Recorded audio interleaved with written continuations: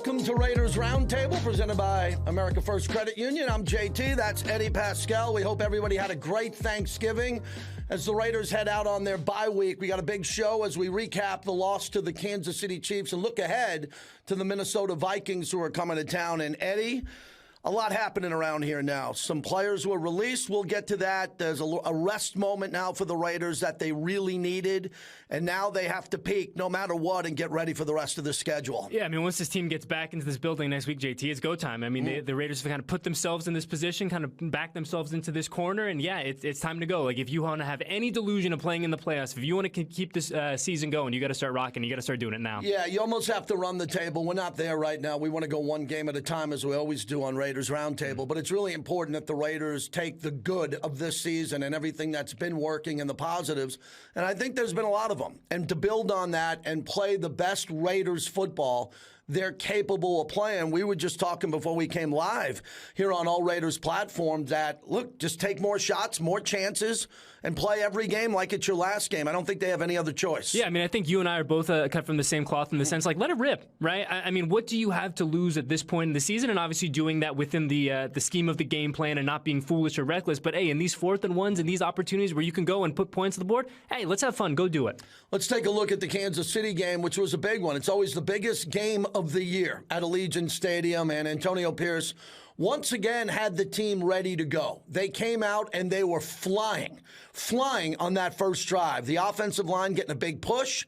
Josh Jacobs getting going early, and they're on the play action, which we'll talk about. A clean pocket, a great throw to Devontae, which has to happen early. These are the scripted plays that we talk about, the plays that I always say that you're running in Henderson. And look, there's some safety help, but confusion. Eddie, there's Devontae getting open, making a catch. Yeah, I mean, we talk about all the time, like when you want to script out how you're going to, start the game against the Chiefs, this is exactly how you want to do it. You want to go down, control the line of scrimmage, control the clock, put points on the board. That's what the Raiders did. And I love this play here, a short pass. How many times have I sat in this studio and said on third down, no less. Yep. On 3rd and under 5, just do that, find an open space, and then they go back to the middle of the field. Jacoby Myers scores on this touchdown because it was the middle of the field. That's where the Raiders are vulnerable on defense, and that's where Kansas City's been vulnerable coming into the game. Yeah, and I'm glad you brought it up that was on 3rd down, JT, because especially in that first half, Aiden O'Connell and this offense came out flying on 3rd down. That's something we wanted to see last week, and they started 5 for 5. Can't do much better than that. Yeah, I think it was important to connect on those short passes and get it. And then the Raider defense, they get a great play here behind the line of scrimmage. The swarming defense that we've talked about, the defensive tackles, Bilal Nichols, they've played well. It hasn't been a weakness on this team, I think, the defensive tackles. And they knew that Pacheco was going to run hard throughout the game, and any chance they had to put their hands on a defender. And there comes Aiden again. That's a difficult throw he made to Jacoby Myers, and a great catch here. Yeah, 100%. And we talk about Jacoby a lot, but under the radar, having an incredible, we're on that border of having a career year now for Jacoby Myers. He's been an incredible asset for this receiving core, and you hope he can finish strong these final 5 weeks. Short 3rd and 1 here, and the handoff to Jacoby, which everybody was keyed on Josh Jacobs, a very important moment early in the game that they had to make sure they get a Renfro touch here, and he calls him crazy legs. That's what the interim head coach calls him. And now the Raiders are in a position where they're driving again to go up again. Yeah, 100%. And just sticking on Renfro real quick, a guy who's having fun playing football again, JT. You see the mustache, you see the body language, so much better than it was 5-6 weeks ago, and a valuable asset to this team. Eddie, this is what drove me crazy, a 3rd and 11 where they're a yard short. This entire season has been about being a yard short, where 2 years ago it was about being over the first down by half a yard, and a big decision coming in here. And when you look at the decision that is being made at this point in the game, to go with Carlson here on a chip shot, and he just flat out misses it, that was shocking to me. I don't think it killed the Raiders. I don't think it was clearly the difference in the game when we get to Kansas City in the second half. But do you go for it on that play? We'll get back to that. Here's a big, big touchdown by Josh going over Colt Miller, a pancake block. He goes deep to the end zone. Beautiful run. Yeah, Josh Jacobs circa 2022. Nice to see you again, my friend. But yeah, I mean, this is Josh Jacobs at his best. I mean, throwing this poor defensive back into another atmosphere, JT. And got that place jumping, 14-0 Raiders. Now, the issue becomes, should the Raiders have been up 17-0 or 21-0. I think it's fair to debate if they go for it. Why not go for it at this point in the season? And then they could potentially be up 21-0. And if they were up 21-0, I think that you'd be looking at Kansas City taking 3 quarters to get back into the game instead of 17-0, 14-0, which is something you want to do. No excuse. You want to be up in that game. But then Kansas City just started to do what they did best, and I think it was spreading the Raiders out and going to that wide receiver that wasn't double teamed. Yeah, and I think, JT, sitting in that stadium, you have that feeling that this Chiefs offense is inevitable a little bit. They are going to get theirs, and that's what they did. And we go back to the, after they score here, that next drive to me where the Raiders weren't able to put any points on the board before the half, that to me is kind of the turning point of Sunday's game. Yeah, we're going to get to that. I thought it was an absolute masterclass right here. Look where they're at. They're on their side of the field. This is Andy Reid at his best. First off, why is no one putting their hands on Kelsey? Something we'll get into later. Why is Kelsey getting a free release? And not only did they score, look, they're nowhere near the end zone here. He's making this throw by the shield on that big connection to Kelsey again. That's what he does. What's so great about Reid is he took all the time off the clock and scored to start the third quarter. That's what he's the best at. And I mean best of all time. All time at that, the end of the second quarter, beginning of the third, and he executed it the here. Double dip. He's going to the Hall of Fame as a double dipper, man. That is as good as you can do. And the thing for me, JT, is we look at some of the kind of crazy timing-based stuff the Chiefs do, and they make it look so easy. Yeah. And it's the furthest thing from that. But credit to Andy Reid and Mahomes because they've been doing it for a long time, doing it at a high level. Eddie, we saw it in the Super Bowl where they played Philadelphia and they ran a couple of motion plays outside the end zone, and there was no one home. For Philadelphia, a really good team, and on that play it was similar. I just can't believe that Kelsey is running free again without getting his hands or someone putting their hands on him there. But here's Mahomes starting off the third quarter there running. That's what he does, running across his body, making another big play for a first down here. And everybody in the building knew at this point that Kansas City was going to score and go up in this game, and then the Raiders would be trailing and have to dig out of the hole. Yeah, and unfortunately, man, it's so tough, JT, because we talk about the inevitability of the Chiefs offense, and you feel like in that first half, to your point, you have that opportunity to go up 17-21. Do the Chiefs, are they capable of coming back from a lead like that? Certainly, but you want to put as many points on the board early as you can, and unfortunately, the Chiefs just did what the Chiefs do. Well, coming into the game, we knew that, and here's another Pacheco touchdown. Coming in, we know that Kansas City had 3 games where they didn't score in the second half. Yeah. That wasn't the case here. Eric Allen made a really good point with me early in the week that the Raiders don't have enough players on defense who have played together for long periods of time, including the veterans who have played Kansas City enough to really understand the concepts of Kansas City other than film. They don't have the instinct on the field here. But there's Max Crosby, and Max making a play here. And after we found out what he was going through, the first ever doubtful player this year to play. What'd you think of that? Yeah, I mean, one of 67 guys, right? And that's Max Crosby, one of one. And just a guy who epitomizes everything that is right and good about this organization, what is right and good about the game of football, JT. I mean, he is who he is, and there's a reason he's the unquestioned leader on this football team. There was an easy throw to Michael Mayer. You see that, you say, why not more? Where are the targets for Michael Mayer? It seems like he's single covered all the time, and he's going to be able to make a play here. And the Raiders wanted to come back. Great, unbelievable throw and catch here on 3rd and 4. And the Raiders are down at 1 score in this game as O'Connell is trying to move everybody. Hey, how about more of that? Yeah. How about more of that? Let's make a big play, and let's get back into the huddle or not take a huddle and try to build on some good energy here. Tempo. And going back to Mayer for a second, I think coming out of this bye week, JT, I would like to see him get involved consistently because when he gets his opportunities, and Aiden O'Connell has given him his chances, all this kid does is perform. So let's see that consistently coming back after the bye. 2:09, okay? The Raiders are there 21-17. The first play out of 2:09 is the nemesis. Yeah. Once again, the first play after the score that cuts it to below a 1-score game, it's Kelsey again running free, and then this touchdown to Rice was unbelievable. It was a crossing route. No one was home. The Raiders really got confused on the back end of this deal. It's just a short pass right over the middle there. Hobbs is trailing, but the safeties are too busy covering their men to peel off and make a play before the end zone. And again, we were talking about what Andy Reid does really well, and this is it, putting his guys in position to succeed. Something that doesn't look overly complicated, but then his guys just end up in the end zone. Yeah, another nice pass by Patrick Mahomes here, 28-17, and the game is slipping away. 3rd and 3. What do you want to do here? 3rd and 3. Get the quarterback. Splain's got his hands on him. Look at the score. It's 28-17. You got to get 2 scores, a field goal and a touchdown here, and the Raiders get the ball back again, Eddie. But the issue becomes they just can't get anything going. 28-17, under 8 minutes to go in the game. Another 3rd and 10, which is short by half a yard. And then the Raiders, I don't understand this concept. I don't understand this play. It's not even close.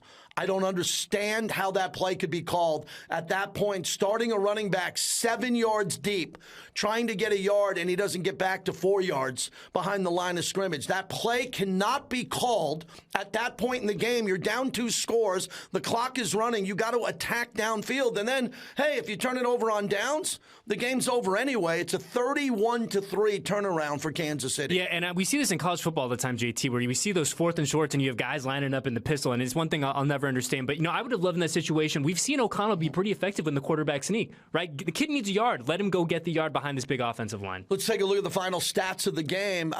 All of it was okay for the Raiders. Yeah. The one that jumps out at me is 3rd down, 7 of 14, but most of that was early, as you talked about. It was on that go up 14-0. Those 3rd downs, they were really efficient. As Coach Pierce said, the game was lost in red zone efficiency.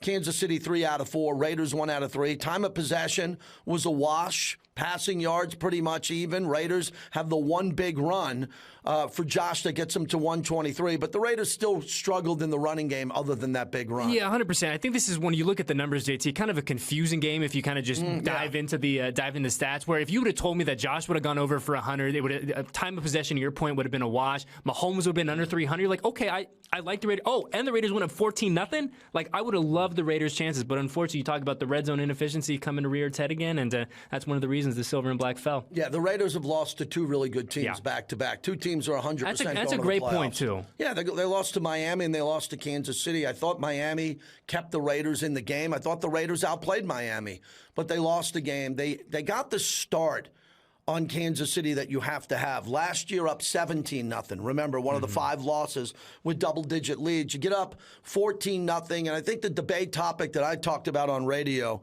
would it have made sense to go for it on 4th down instead of the field goal, and would that have changed the game? The point I'll say is this. When you're up and you're winning, if you're down 14-0, you're desperate.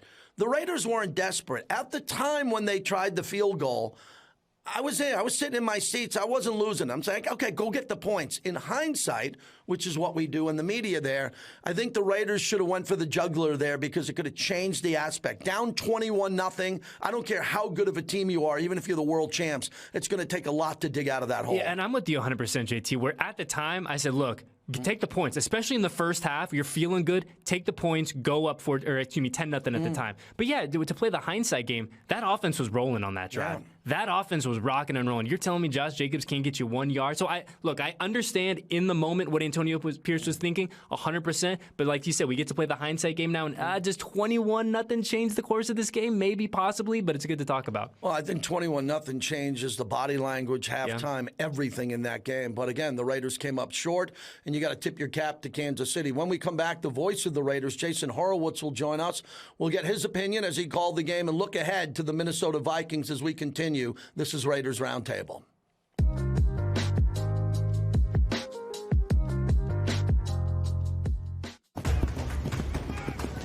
When you're a part of a team, there are expectations. And one of the things I expect from my team is trust. I work hard to win, and I trust my team to work hard too. That's why I feel good about America First Credit Union. They're my financial team, and I trust that they'll always be there for me and my community. I'm Hunter Renfro. Join me in the America First team today. 60 years in the making, the Raiders now have a permanent place to call home, and the doors are open to get a world-class behind-the-scenes tour of their new home. An attraction unlike any other in Las Vegas, Allegiant Stadium. The Las Vegas Raiders invite you to experience the expertly guided tour that includes exclusive access to areas restricted to only football players, coaches, and staff. For more information, visit AllegiantStadium.com/tours. To be a Raider is to be bold, powerful, and loyal. Once a Raider, always a Raider. Raider Nation family is authentic, with the heart here in Las Vegas. We are often imitated, but can never be duplicated. Why? The autumn wind is a Raider. Because there is only one nation. Keep up with the 2023 season by downloading the mobile Raiders app or visiting Raiders.com/connect for scores, where to watch, and what's happening next.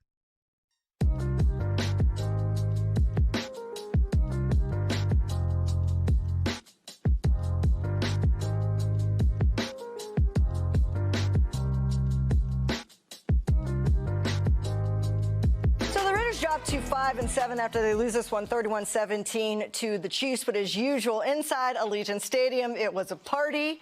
And it all started off with the national anthem, the Nevada State Police Department with the colors. And then we had Tinashe, who is a beautiful singer, did a great job, and her hair was fantastic, by the way. She sung that thing. So she did the national anthem. Always have all the big stars come out. She's a multi-platinum.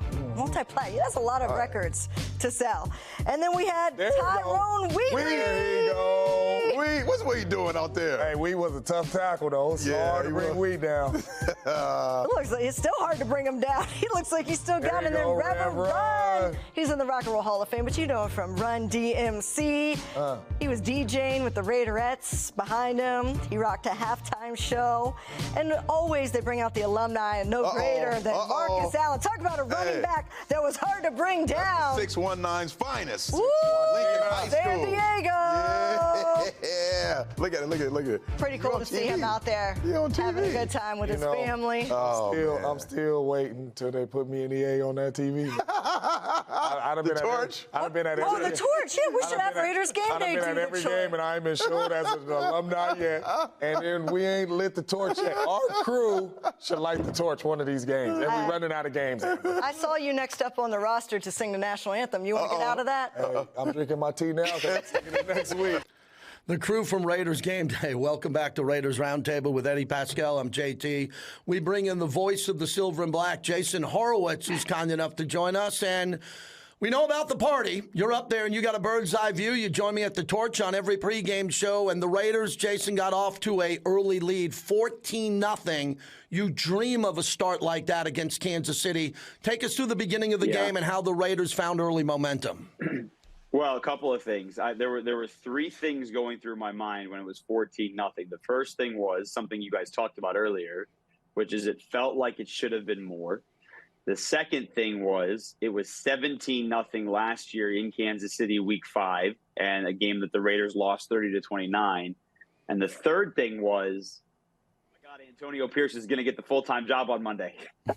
So all three of those things were going through my head at the exact same time, because it really was a miraculous start. I don't remember the exact number when Josh Jacobs had the 63-yard touchdown run, but I believe it was something to the effect of Raiders were up in the yardage 221-13, I think it was, because the first drive they went 75 yards, the second drive 69 yards, and then that two-play touchdown drive was a 77-yarder as well, and the Chiefs had only had 7 plays at that point. So it really was a miraculous start, but you know, they weren't able to sustain it. The Chiefs went down the field and scored, and then the Raiders went 3 and out, and, you know, rest is history. Yeah, I mean, anytime you end the game on a 31-3 run, on the bad side of that, Jason, doesn't typically spell good things for your team. But, you know, we go back to those first couple drives. Aiden O'Connell in particular very much looks in control, very much looks like a guy who's progressing, getting better and better week after week after week. When you've seen him, specifically in that first half, Jason, what did you kind of take away from his day at the office? Well, actually, Aiden actually had, I believe, the highest QBR, ESPN, not the quarterback rating. That's the perfect is around 158 point whatever, but like ESPN's rating of QBR, where the highest is 100. I believe Aiden had the highest QBR of any quarterback here in Week 12. The problem that I have right now is, and I don't even think it's an Aiden thing. I think it's something that we're starting to see as a pattern. Aiden has had miraculous, fantastic first quarter after first quarter after first quarter. The problem is it's not sustained. And I don't even think it's him. I think it's the offense. If you go back to Miami, 10-7 lead, Aiden was 9 of 10, 100 and some yards, a touchdown. They didn't have a first down in the second or third quarter. You go to this game, Aiden was 11 of 12 for 100 and some yards and a touchdown. And then he was like 2 of his next 6 or 7. And so something there with consistency has to change. Whether it's play calling or offensive line protect, whatever it might be, something within that has to change, because when you come out and you're showing that well early, no reason that can't be sustained, and I think that's something that they need to figure out after the bye here. You bring up a great point, and something that I've been hammering home for months now, even before Aiden O'Connell was made the starter. When the Raiders have an explosive play, a big play, immediately following that, they typically run it into a pile. They take all the momentum that they have on a great play, where they should be racing back to the line of scrimmage to run another big play, because it worked. And some people have told me, too, run the plays that work again. I've talked to Hall of Famers about it and insiders. You run a play like you ran to Jacoby Myers early in the game for a touchdown. Where is that exact play again? Not the next play, but in the second, third, fourth quarter. And what the Raiders are doing here is they want to establish the run so much, so when the kid has a great explosive play, instead of giving him another chance to have another one immediately, it feels like we're waiting 10, 12 plays, and we know the 3 and outs. And, Jason, they were 7 of 14 on third down. You called the game. Most of that was early in the game when they had momentum. The 3 and outs have been really hurting the team after explosive plays. Yeah. JT, they were 5 of 5 to start, right? I mean, you talk about how do you get to a 221 to 13 yard advantage? They were 5 of 5. And so you just said the stat, they finished 2 of 9 after that. And here's the other thing, you guys, so a 31-17 loss to the Chiefs is still a double-digit deficit. It's still you're far away. It doesn't feel like this team is that far away from 2 of the teams that are the 3 top teams in the AFC, right? They were right there with the Dolphins 2 weeks ago. I think a lot of Raiders fans feel they should have won that game because of the way the defense gave them opportunities to win. But the reality is there was not a first down to be had in the second or third quarter. And then against the Chiefs, you build a 14-0 lead where if they go for it on 4th and a half a yard, maybe it's 21-0, maybe it's set. Even if he makes the field goal, right? Daniel Carlson doesn't miss kicks inside of 40 yards. So even 17-0 against the Chiefs is a big number. That's a 3-score lead 20 minutes into the game. That's a big deal. And so all of those things come together. But here's the other big problem. Like if we pull ourselves back, take ourselves out of the emotion of a put this in quotes because it's a 14-point loss, a close loss. The reality, though, guys, is that still have played 12 games, and 3 out of 4 now since Antonio Pierce took over, where the offense still has not scored 20 points. And so and I realize it feels different with Antonio Pierce at the helm, and it does. Like all of us can feel that and see that.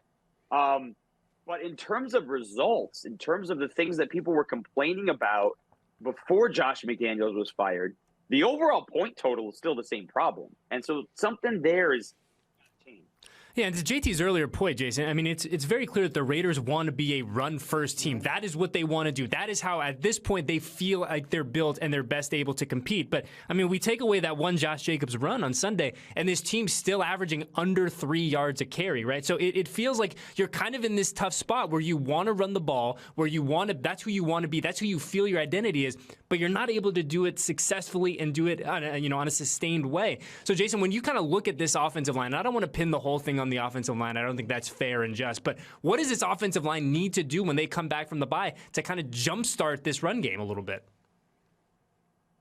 I think I'd be a pass-first team, which is crazy to say because I get the idea of why you want to be a run-first team, and it opens up the other things, and you've got a young quarterback and all those things. But some of the success this team has had, especially in the first quarter, is when they have come out and thrown the football.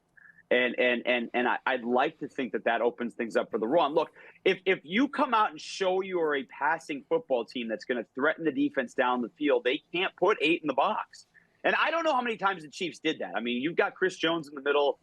Mike Dana played really well. Like there were a bunch. George Karlaftis had that last sack. Like there were a bunch of plays made by Willie Gay and company in the backfield, Drew Tranquil. So I don't know how much of it was that the Chiefs had 8 in the box. But certainly earlier this year, it was teams were stacking the box. And so I don't know that the answer is as simple as I just made it out to be, but this team might just not be able to be a run-first team. And so maybe that's the answer, is that you want to be, but maybe you can't be.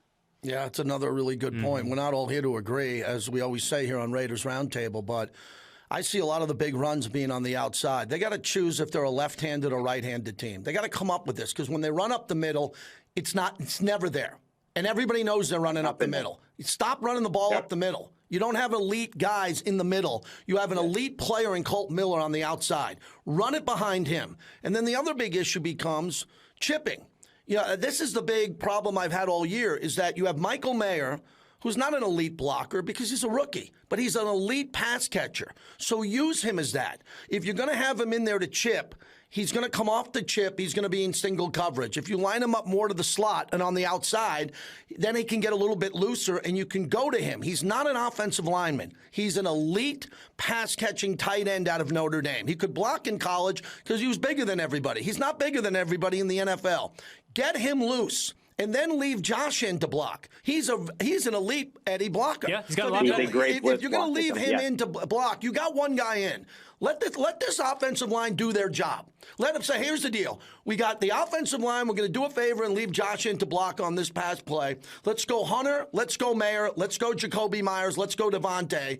Maybe Trey Tucker 5 wide, but 4 wide. And like you said, possibly become a passing team. Jason, I don't think they're going to be a predictable passing team that comes out and throws on every down, but they've got to find signature plays within this offense. There's no more excuses. Yeah. They tore down the initial playbook. They gave it to someone new who's been okay calling the plays here in Bo Horowitz. Now find what you do best the rest of the season, where you have to almost run the table and run those plays. Yeah. So a couple of things when you were talking there, JT, that stand out. Number one, I agree with you on Michael Mayer, but he's also the one who sprung Josh free. Like if you go back to that 63-yard run, in the booth, something can't always tell immediately, but you go back and watch that play. It's Michael Mayer who opened the hole, who pushed whoever he kicked out to get Josh into the second level. So there have been times where he has shown that he can be a great blocker, Link has pointed this out from the earlier part of the season to now when Jacoby Myers kicks down and the receivers have to block. So it's a combination of a lot of things. Obviously, a lot is on the offensive line too. But here's the other part. I would like to see them move the pocket more. Yeah. You talked about Michael Mayer when he chips and gets outside. When they throw the tight end into the flat, it's open for 15, 20 yards. And it's happened a lot. The other thing that I'm curious about, though, and I'm not really sure whether this is adjustments or not. You guys talked at the beginning of the show about last year and double-digit blown leads that the team had and the NFL record that was set for most amount of double-digit blown halftime leads in NFL history. One thing that stands out from that, and then also this year, is that this team, at least since I've been a part of it, has been really good to start ball games, right? You go to the Buffalo game, 38-10, but how did that game start? Devontae. The Raiders went right down the field and scored a touchdown. And you don't get double-digit leads last year to blow unless you start really well and have a lot of first or second drive touchdowns, which they had. And they had some of that this year too. So I'm not positive why the adjustments aren't working or the initial game plan is so good and the offense is so good and then it stalls. I'm not sure. But someone's going to have to look at that too and figure that out also. Yeah, we talked about that hot start, Jason, up 14-0. But JT and I were saying, look, it feels like we all know that this Kansas City offense is just inevitable. They're going to show up at some point. Mahomes is going to Mahomes. Kelsey's going to do his thing like he's done for the better part of a decade. But we look at this defense now coming out of Sunday, Jason, and it felt like to me we saw a lot of explosive plays, understandably, from the Chiefs offense. But how do we kind of make sense of realizing how the Raiders defense played? Because there were moments where I thought they did really well. But then on the flip side, surrendering those offensive plays. And in a game like you're going to play against the Chiefs, you got to find a way to limit Kelsey. And unfortunately, the Raiders just weren't able to do it. Yeah, I mean, Travis Kelsey had, I want to say, 3 plays of 20 yards or more. It might have only been 2. But Travis Kelsey came into week 12 of this year's NFL season with only 4 plays of 20 yards or more. And so at a minimum, he had 50% of that in one game. So that was something that they knew. But Lincoln talks about this every week, right? Why don't the Raiders do this? Other teams do it to the Raiders. And what he's talking about is crossing routes, right? Like the Rashee Rice touchdown was a 38-yard pass where it was a crossing route. And there were a lot of crossing routes that the Chiefs picked up on 3rd and 7, 3rd and 5, 2nd and 9, whatever. And they went for 15, 16 yards. It wasn't you guys are showing right now here on the video the missed tackle to Sky Moore, and that might have been what got Marcus Peters benched and ultimately cut. But that it's not just that, right? I mean, there were a lot of plays where the guys were trailing and they just weren't able to keep the guys in front of them. But I'm with you in that it felt like the defense made some plays. And I think part of that is the 14-0 start where you had 2 drives and they gave up a total of 13 yards. And it all started with Bilal Nichols, right? Guys, on the first play of the game, dropping Isaiah Pacheco for a 13-yard loss. Yeah. It started with some of that stuff. It wasn't sustainable, and that certainly was problematic. And here comes the Vikings, right? And so now, the next 2 games, and it's going to be after a bye week, and they're both going to be at home. The Vikings don't know who their quarterback is. Maybe it's Josh Dobbs, and maybe it's the Josh Dobbs that was running all over Atlanta when he came in and had been there for 36 hours and didn't know the playbook, and it's backyard football, and oh my God, we win. Maybe it's that Josh Dobbs, or maybe it's the one we saw on Monday Night Football where he couldn't do anything against the Chicago Bears. So we don't know what Josh Dobbs you're going to get. And then you get the Chargers, and you get Justin Herbert, but it's not like their offense is in sync right now either. They have Keenan Allen, and that's it, right? And so you get those two games to kind of see where this defense is, and you don't have Marcus Peters. And I think at the moment that from a tackling perspective, that's certainly a good thing to change to somebody else. And then we'll see where we are.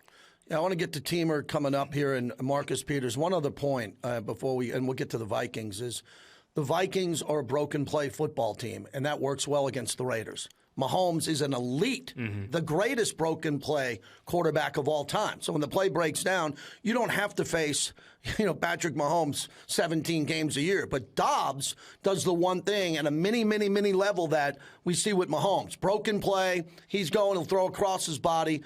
We'll get to that coming up. I know that Peters was on the verge of getting cut after the Chicago game. And he barely got out of the building after that, and he should have been cut. And he was able to hang on, and he got cut because of his lack of effort and his body language, which cannot happen under interim head coach Antonio Pierce. You don't have to be the best player. But when you do get pulled from the game, you don't put a beanie on and go down the sideline by yourself in a game that's a one-score game. You don't do that, so you're out of here. And then Teamer made a mistake, and it's a big mistake. Luckily, no one got hurt. Yeah. He didn't get injured in this, but they got to be accountable. And, Jason, I just want to go back to the interim head coach, Antonio Pierce. He had to do that. He's gaining credibility around the building. Everything he's doing right. I mean, literally everything. You can talk about game managing 4th and 1, but that was an important moment for him that says, we're not going to put up with this. Yeah. Well, I mean, you think about what Antonio Pierce was as a player. I mean, he was a massive effort guy, right? Yeah. He was also a team captain, what does that say to you? That says leadership. That says, I know as a player and a captain what I need my guys on defense to be doing. And, the Roderic Teamer thing is obviously separate and different than Marcus Peters. One's off the field, one's on the field. But that's something that we need to have here. And that's what look, if he's going to be the permanent head coach, he needs to establish the culture that he wants to have and that he feels that his team needs to have. And that clearly wasn't it. And I've been listening to Lincoln talk about Marcus Peters' inability to tackle, or maybe more appropriately, his unwillingness to tackle. And he's been talking about it during games and broadcasts for, 6, 7, 8 weeks now. So, I almost to the point where I said, hey, this is the Raiders broadcast. We're just calling it like we see it. But at the same time, like, hey, hold on a second. We still work for the team here. So one of those type of things. So I get both of those moves. And obviously those are very different reasons to release 2 guys on the same day. But there's no way not to understand that. You absolutely understand both of those. Yep. Yeah, I mean, the nature of the beast, too, Jason, is one guy goes out, it provides an opportunity for someone else. So we look at a Jack Jones, we look at a Jacorian Bennett getting back in the mix, a guy like Tyler Hall. I mean, now going down the stretch here when this team gets back from the bye, I mean, it's no secret, and we've talked a lot about it, Marcus Peters' inability to kind of tackle, especially on the outside, lack of wanting to tackle, however you want to phrase it. But now we have an opportunity, a clean slate for at least some of those guys. Jason, what do you want to see from some of these young guns coming down the stretch, especially of those guys playing in the DB room? Well, I mean, I think they're different, right? Amik Robertson, who also has been getting all this time since week 3 or 4, he's a playmaker, and I think that's one of the other things, guys, that we're seeing is their desire to punch the ball out, right? Force fumbles. We've seen more of those recently too, and so you're getting that. Jacorian Bennett as a rookie, I think there was a lot of excitement in camp. He was running with the ones the whole time. It hasn't fully played out that way in actual games. He's had some tough learning lessons and things like that. So you want to see improvement when he's on the field. Jack Jones, another guy that last year made a lot of plays for the Patriots, but they had some concerns with him in New England about whether it was effort or being on time or whatever it is. So like that, that we're not around Antonio Pierce in the room right now to see how that's going, but those are two that clearly have a relationship. So I think you just want to see improvement, and they're going to see some tough receivers, right? Justin Jefferson didn't play last night. Justin Jefferson's going to be back. The NFL Offensive Player of the Year last year is going to be coming off missing 7 straight games. He's going to have a bye week, and so it's 9 weeks for his hamstring to heal. We'll see how healthy he is, but he's going to play. That's a massive test for what is going to be a young secondary. You got Robertson in his 4th year. Nate Hobson is in the 3rd. Jack Jones is in his 2nd. Jacorian Bennett's a rookie. So your corners are younger guys and trying to make a name. So they're going to be tested here. And then after that, you go to Keenan Allen, who's, I don't know what he had on Sunday night, but he's on pace to have like 140 catches. So he's having a massive season. And then it's back to Kansas City. You want to see improvement. And this was a pass defense that was giving up less than 200 yards a game a couple weeks ago before Miami. But it was a run defense that struggled. Now the run defense seems to be a little bit better, but the pass defense is struggling. So that, you just want the balance. Yeah. Well, we're looking at the schedule now, and the Chiefs game is looming again on Christmas. But I will say this. Here's what I embrace about this schedule. I didn't like the bye week in Week 13 at all. And I'm tricking my mind to say it's really coming at a good time now. It would have been great if they got it at Week 7, 8, or 9 because I think they needed it then. But they desperately need it now because of Max Crosby and Colton Miller. So the Viking game is a must-win. We all know that, and I love that because they have no more excuses. Eddie and I were talking about going for it on 4th down. No more field goals. And if they don't beat the Vikings, then put every young kid out there and let them play the rest of the season. Let them play and then sit some other guys, get some guys healthy and do that. So this becomes a must-win game against the Vikings, who you said is also on the bye week, before the Chargers at home. You get a nice little window to win 2 in a row. The Chargers, if they lose their next game, are out of it. Matter of fact, I think they're out of it. And if they can win the next 2, the Raiders get another mini bye. They get from the 14th to the 25th off to play at Kansas City. So I'm looking at this as glasses half full. Take out the Vikings and finish their season. If they go 6-7 in the NFC with Dallas and Philadelphia and the Niners, they're toast. They're done. You finish their year off at Allegiant Stadium. You win the game, then you keep all that momentum, and you're still at home against your rival, the Chargers, and the Chargers' season is on the brink. This is a great opportunity, Jason, to go back-to-back, but you got to beat the Vikings first. So the Chargers may be – so 2 things. Number 1, the NFC this year and the AFC are very different. Right. So, even, the Vikings aren't going to be out of it. Like, remember, the Raiders weren't out of it until New Year's last year. Even though when we lost in Pittsburgh, we're 6-9, we were really out of it. But officially, mathematically, we weren't out of it until New Year's Day. Because last year, the AFC had the team at the last place team was, what were they, 9-8.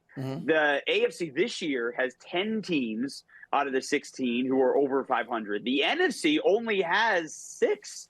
Right, the Falcons are an NFC South Division leader at 5-6, and the team right now that is, I believe, like a half game out of the playoffs is the Packers, who are 5-6. So the Vikings aren't going to be out of it because the NFC is just not as good this year, which I actually think is a moral boost maybe for the Raiders, because you are up against it and they are not. Which is almost kind of the reason I was rooting for them to beat the Bears last night, because you go into the bye, they're feeling better about themselves. The Raiders are more desperate, whatever, right? I guess that probably doesn't really matter. But you're right about the Chargers, right? It is a must-win game for the Raiders against the Vikings. You get that. It's a quick turnaround against a Chargers team that will, by all accounts, be completely out of the playoffs in that game. And you're going to have a Thursday night game for the Chargers after they both play on Sunday for a team that's out of the playoffs. You have injuries are going to happen, so you have no idea. But it's going to be one that they're all fired up about. But we all know that players hate Thursday night football. They all hate it. None of them feel their bodies are ready. They've been saying that since it got it. This is not about player safety. This is about the NFL wanted to have Thursday and more TV and Amazon Prime and its own window and the whole thing, and we all understand that. But the players hate it. And so if the Chargers are completely out of it, that's not a day they're going to be fired up for. So you get the Vikings game. As you said, it is a must-win, and it's going to be a must-win in front of a crowd, JT, that's going to be a lot like we saw on Sunday. There are going to be a lot of yellow and purple in the building. There's a lot of them coming. I think I heard a stat before the season that the Vikings game was the one where the visiting team had the most amount of secondary market tickets already. Yeah. So, that's something they're going to have to deal with.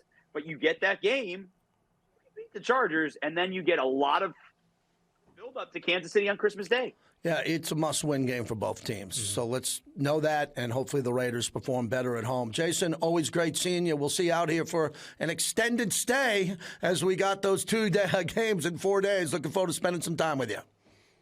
See you guys. Thank you. There he is, Jason Horowitz. And when we come back, we'll go around the AFC West, which ideally the Raiders had an opportunity to pick up a game and get back into it. They didn't. The schedule we just covered.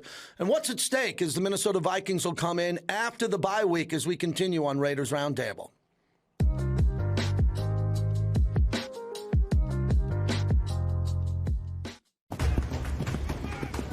When you're a part of a team, there are expectations. And one of the things I expect from my team is trust. I work hard to win, and I trust my team to work hard too. That's why I feel good about America First Credit Union. They're my financial team, and I trust that they'll always be there for me and my community. I'm Hunter Renfro. Join me in the America First team today.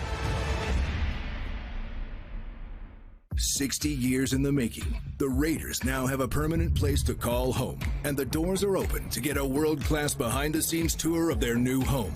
An attraction unlike any other in Las Vegas, Allegiant Stadium. The Las Vegas Raiders invite you to experience the expertly guided tour that includes exclusive access to areas restricted to only football players, coaches, and staff. For more information, visit AllegiantStadium.com/tours.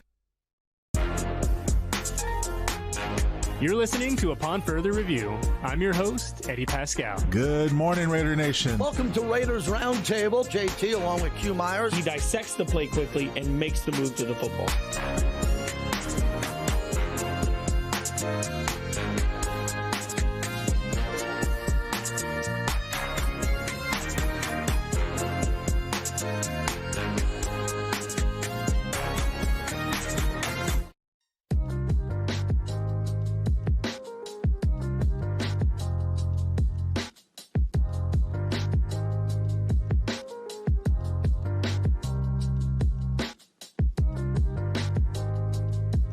Wrapping up Raiders Roundtable, presented by America First Credit Union. That's Eddie Paskal, JT. Thanks again to Jason Horowitz for jumping on with us as it's the bye week, and we're happy about the bye week, especially in the building. A lot of people work really hard, especially our team at Silver and Black Productions, with all the platforms we have, including today. Yeah, absolutely. And we talk about the bye always comes at the perfect time. I think everyone in this room, everyone in our control room, everyone in this building could use a little rest and recovery. We're out of here right after this one. You got it. So we'll play it out here. We'll look around the AFC West, where the Denver Broncos have won 5 in a row, and they're playing well. They're playing well. The back end of their defense is the strength of the team, but we knew that Sean Payton would fix Russell Wilson. Russell Wilson now has a really good QBR. He's moving in and outside the pocket. He's making throws, and a lot of their players are now buying all in. They're all in right now, and they got a chance, a real good chance, to make the postseason with their schedule in front of them, and that Raider game at the end of the year is a big one. I mean, you and I have been talking all season, JT, where we felt like Russ was going to figure it out, where the Sean Payton-Russell Wilson relationship was going to get on track. I didn't think, candidly, it was going to get on track like this, and now we talk about the Broncos as being contenders of sneaking their way into the postseason. Well, if they would have just lost one more game on this run, I think they pretty much would have been eliminated, but they're doing everything right. Their fans are energized. We'll see them again. We haven't lost to them in a long time, but they're going to get better players.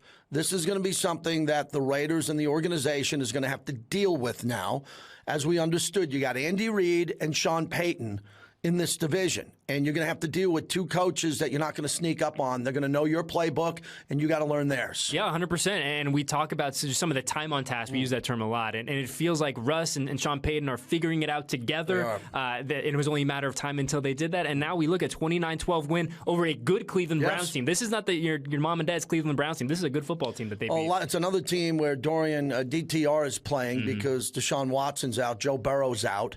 You look at the quarterbacks. It's been a rough year in the NFL. I can tell you that. It's been fueling my radio shows is the fact that the NFL product overall, the entire league is down this year because of quarterback injuries and backup quarterbacks who are not playing well. We have a quarterback that started off the season, a third-string quarterback who's now the starter and playing well for Aiden O'Connell. There's some other teams out there that have backup quarterbacks in a situation where they're trying to make the playoffs. Cleveland, the Vikings, who we're talking about, it's hard to do. Yeah, I mean, I think, the kind of glaring takeaway from the 2023 season is the importance of the backup quarterback position. If you're a team like the Bengals, if you're a team like the Browns, who has these goals and aspirations of playing in the postseason, of competing for a Lombardi trophy, you have to have that position squared away. You absolutely have to. It can't be a luxury anymore, JT. If you want to really make any noise in the NFL, you have to have a quality backup quarterback. No doubt about that. Then we move on to what Baltimore did against the Chargers. That's a great win. It was a sloppy game, ugly game, and that's how Baltimore plays. Baltimore really struggles in the fourth quarter